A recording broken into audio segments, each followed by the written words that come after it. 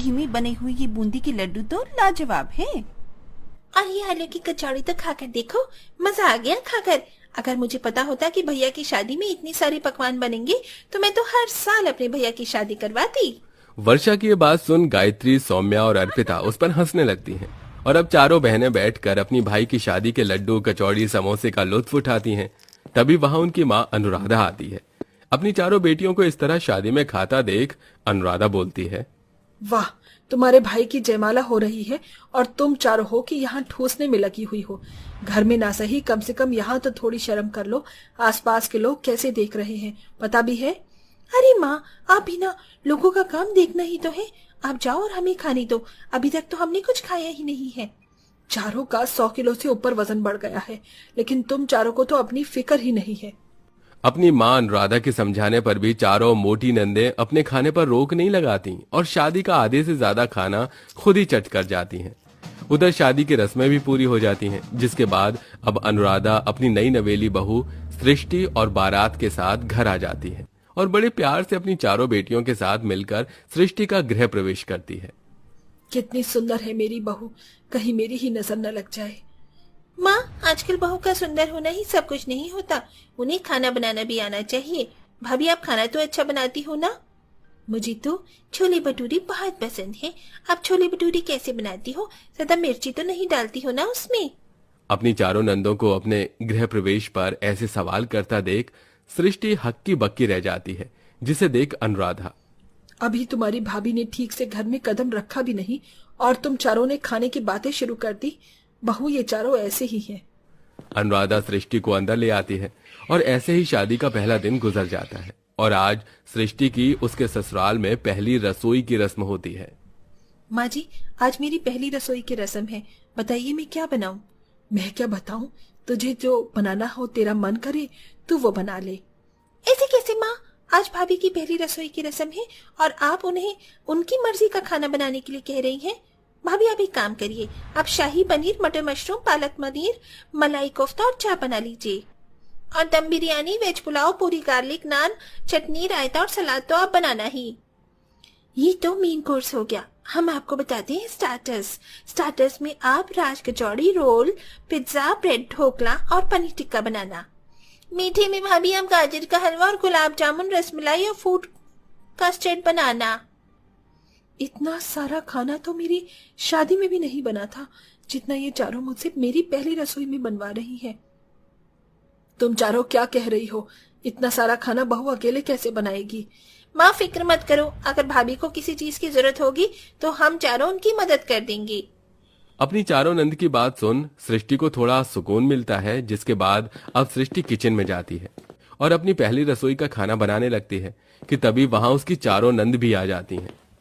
लगता है ये चारों मेरी मदद करने के लिए आई हैं। जितना मैंने सोचा था उतनी बुरी नहीं है ये। भाभी, खुशबू तो बहुत बढ़िया आ रही है, जरा हम भी खाना चक्कर देखें। वाह भाभी, इतनी क्रिस्पी पूरी तो मैंने आज तक कभी नहीं खाई।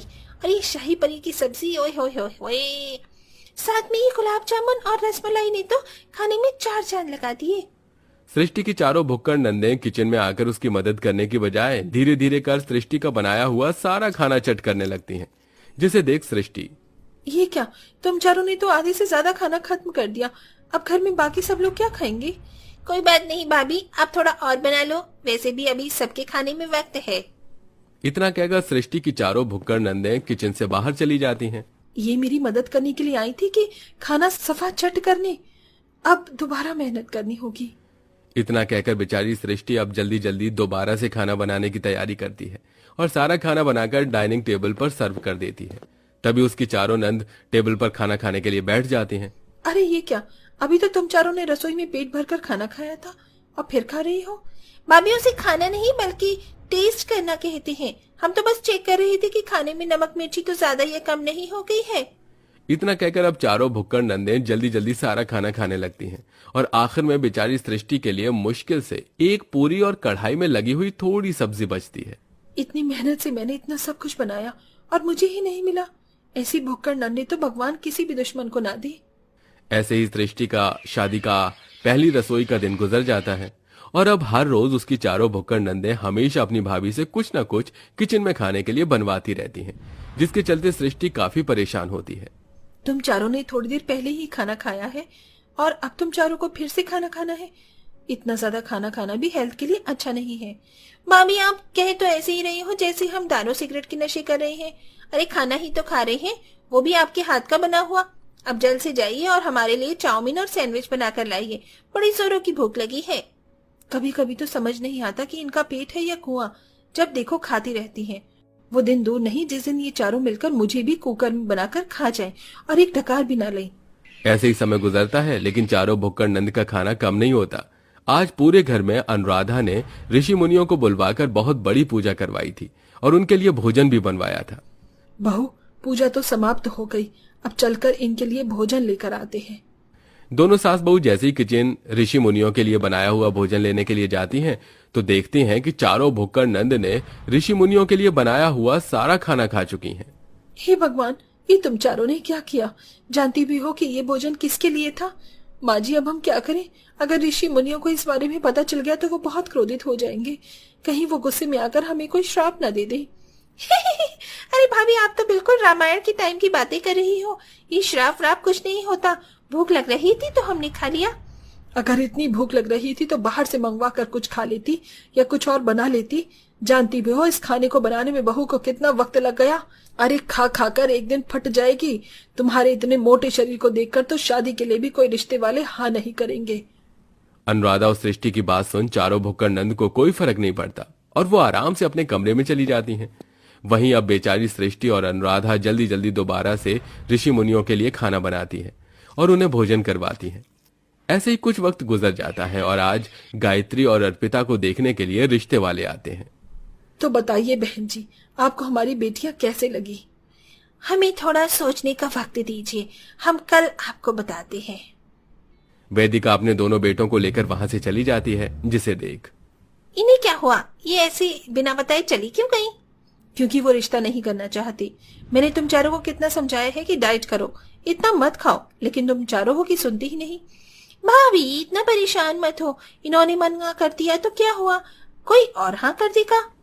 इतना सब कुछ देखकर भी भुक्कड़ नंद को कोई फर्क नहीं पड़ता और वो दिन रात बस खाने में ही लगी रहती हैं। वहीं जब भी कोई उन्हें रिश्ता देखने वाले आते तो उनके मोटापे की वजह से रिश्ते से साफ इनकार कर देते और अब तो उनके कॉलेज में भी हर कोई उनका मजाक उड़ाने लग गया था।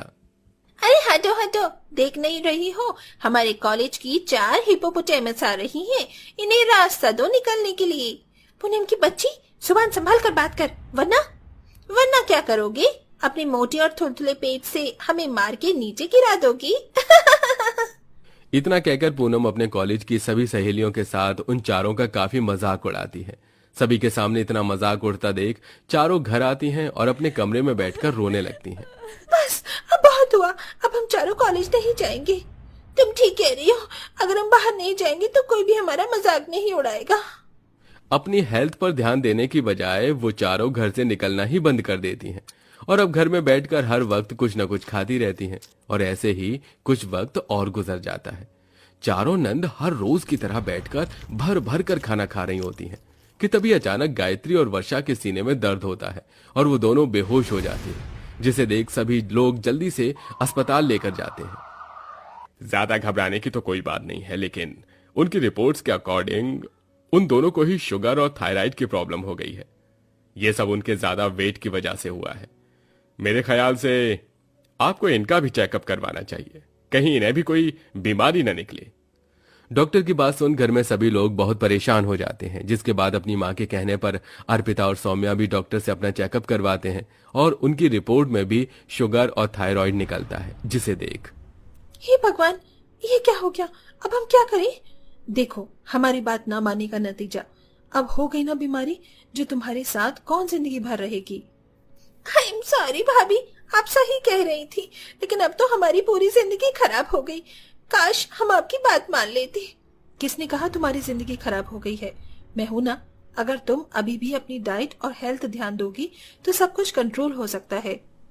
चारों भुक्कड़ नंदे अब अपनी भाभी की बात मानकर अपनी एक हेल्दी डाइट शुरू करती हैं, साथ ही साथ डेली एक्सरसाइज और वर्कआउट भी करती हैं, जिससे अब धीरे धीरे उनका वेट लॉस होता है और साथ ही उनकी थायराइड और शुगर कंट्रोल में रहती है। और अब चारों नंद ऐसे ही हमेशा अपनी हेल्थ का अच्छे से ध्यान रखती हैं।